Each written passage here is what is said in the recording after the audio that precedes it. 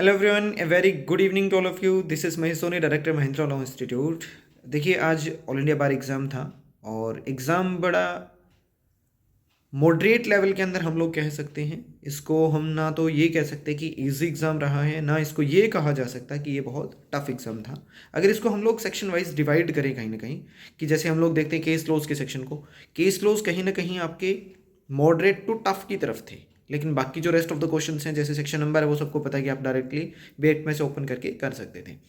देखिए, एग्ज़ाम थोड़ा सा था कहीं ना कहीं टफ लेवल की तरफ, लेकिन ये टफ नहीं था। ये एग्ज़ाम क्या है, आपका मॉडरेट लेवल कहा जा सकता है, और जो केस लॉज थे वो आपके मॉडरेट टू टफ हो सकते हैं। ठीक है, अब इसका एक रीज़न है, सुप्रीम कोर्ट ने पीछे केस के अंदर भी आपको पता होगा, बताया होगा उस टाइम पे क्या बताया था कि जो एडवोकेट्स हैं नए, उनका जो एग्ज़ाम लिया जा रहा है वो बहुत इजी लेवल पे एग्ज़ाम लेके और कम नॉलेज वाले बंदों को भी एडवोकेसी के इस प्रोफेशन के अंदर एंट्री दी जा रही है। तो कहीं ना कहीं इस चीज़ को ध्यान में रखते हुए बार काउंसिल पिछले 2 से 3 एग्ज़ाम की आप बात करें या फिर इस वाले एग्ज़ाम की बात करें तो थोड़ा सा टफ बनाने की है जो कोशिश की गई है, और उन्हीं में से एक रहा है आपका बेयरक का चेंज करने का जो फैसला है वो। हालांकि अभी तक कंप्लीटली मैं नहीं कह सकता कि इसको एग्जीक्यूशन इसका हुआ है, क्योंकि यूनिवर्सल के अदर आपके बेयरक भी अलाउड किए जाते हैं। ठीक है, ये हमारे कम्युनिटी के लिए अच्छी बात है वैसे, कि ठीक है एग्ज़ाम के अंदर आप कोई भी बेरक अलाउड कर दो।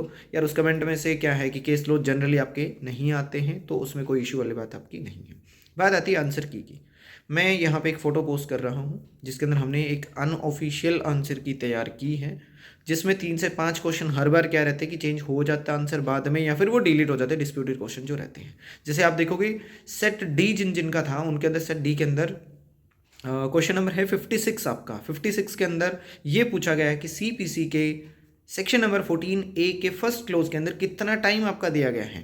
तो आप अगर बेरक में देखोगे तो 14A जैसी कोई भी चीज़ आपकी यहाँ पे नहीं है, सेक्शन है ही नहीं। वो क्या है, ऑर्डर 6 है, रूल 14A है जिसके अंदर 2 मंथ के टाइम की बात की गई है। ठीक है, एड्रेस से रिलेटेड आपका है कि वही आपका रजिस्टर्ड एड्रेस माना जाएगा, तो उसके रिगार्डिंग आपकी चीज़ है।